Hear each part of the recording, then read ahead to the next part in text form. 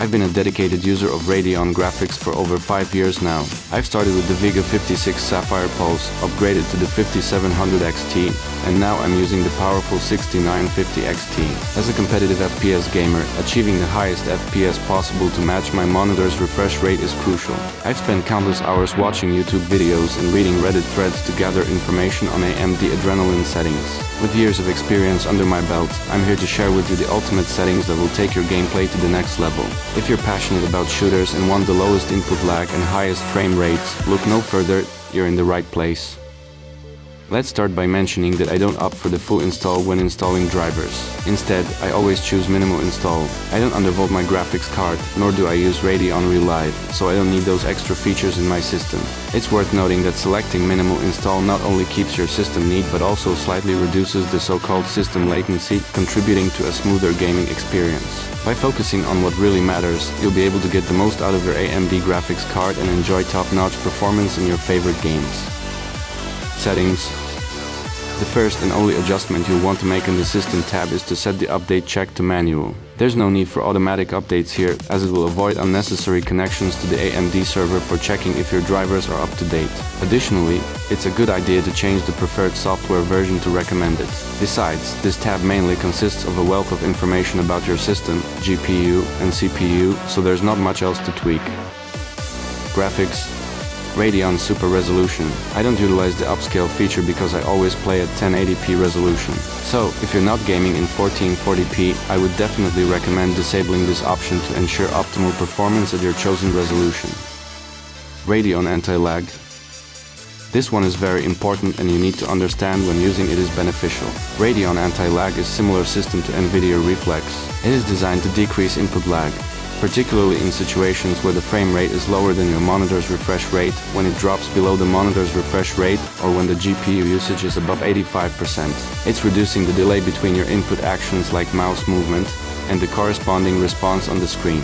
Anti-lag aims to provide a more responsive and smoother gaming experience. Keep in mind, though, that when you're already achieving high and consistent frame rates, the impact of anti-lag on input lag may make no difference. When playing games with high frame rates that consistently match or exceed your monitor's refresh rate, Radeon Anti-Lag is not beneficial. In such scenarios, the input lag is usually minimal, and enabling anti-lag could introduce minor performance trade-offs or lead to increased power consumption without providing a noticeable improvement in responsiveness. In summary, Radeon Anti-Lag is best used when you're facing lower frame rates or inconsistent performance in games, while it might not be as necessary for titles that run smoothly at high frame rates. I play on 240Hz monitor, my FPS is locked to 240, my GPU usage is below 85%, so I keep it disabled. Radeon Chill. Enabling Radeon Chill might cause frame rates to vary, which could lead to inconsistent performance in fast-paced competitive games. Instead, competitive gamers typically prioritize performance over power savings and thermal management. Therefore, for competitive FPS gaming with 240 FPS and more, it is generally recommended to keep Radeon Chill disabled to ensure consistent high frame rates and optimal gameplay experience. Radeon Boost. As I've experienced, Radeon Boost dynamically adjusts rendering resolution based on frame drops, downscaling the image to 83%, 66%, or 50% of native resolution. However, it's not ideal for competitive gaming, as it results in fluctuations in image quality during gameplay. As a competitive gamer, I prioritize consistent visual quality and performance, and I find these changes distracting or unfavorable. That's why I have it disabled. Radeon Image Sharpening. Radeon Image Sharpening can be beneficial for gaming, as it enhances the clarity and sharpness of in-game visuals without a significant performance impact. By applying a post-processing sharpening effect, this feature helps reveal more details in textures and scenes, making games look more crisp and immersive. It can also help you spot enemies better because the edges of models are sharper and distinctive. However, I have it disabled because I already use the image sharpening setting available in my monitor. This allows me to achieve a similar visual enhancement without the need for additional GPU-based processing. It's essential to find the right balance between in-game settings and monitor settings. Ultimately, it comes down to personal preference when deciding which settings work best for you. Radeon Enhanced Sync. This is going to be short. It's alternative to VSync. We don't want this. Disable. Wait for vertical refresh. Always off. Now let's open the advanced settings. Having covered the key features that significantly impact input lag, screen tearing, and overall smoothness, I wanted to clarify when and why to use them. For the following settings, you can simply copy them without needing further explanation. Keep in mind that our primary goal is achieving the highest possible frames per second, minimal input delay, and no stutters. Anti-aliasing, override application settings. Anti-aliasing level 2x. Anti-aliasing method multisampling. Morphological anti-aliasing disabled. Anisotropic filtering disabled. Texture filtering quality performance.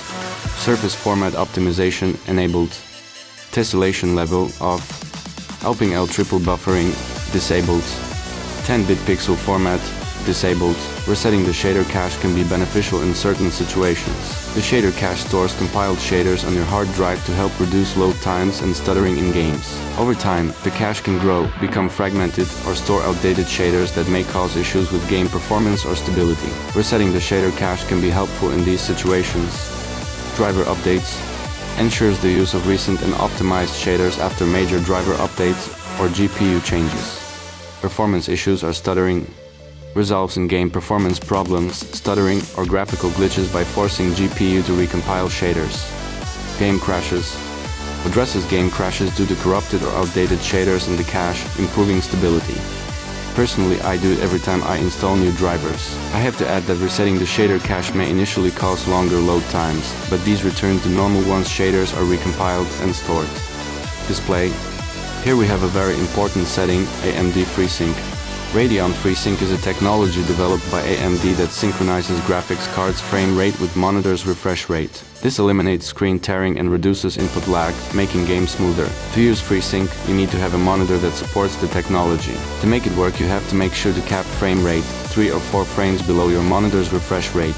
I found that using an in-game frame limiters or AMD's frame rate target control wasn't a good idea since they can be terrible and unreliable. Instead, I keep the frame rate uncapped in games and use a third-party frame limiter. The one that I could recommend is RTSS. I will do a short video on how to set it up very soon.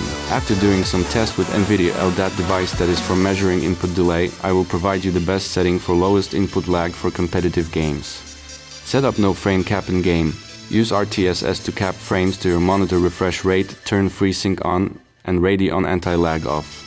In some games like Apex Legends, the frame rate cap is pretty good, so for this one you don't need to use RTSS. The game automatically caps frame rate to 240 FPS, so just turn FreeSync on and keep Radeon Anti-Lag off.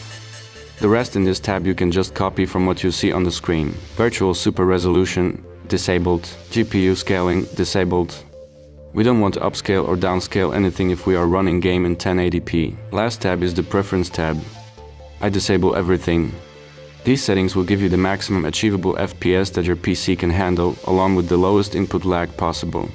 If you have any questions, feel free to leave them in the comments section, and I will try to answer all of them. Thanks for watching. If you enjoyed the video, please give it a thumbs up and subscribe to our channel for more.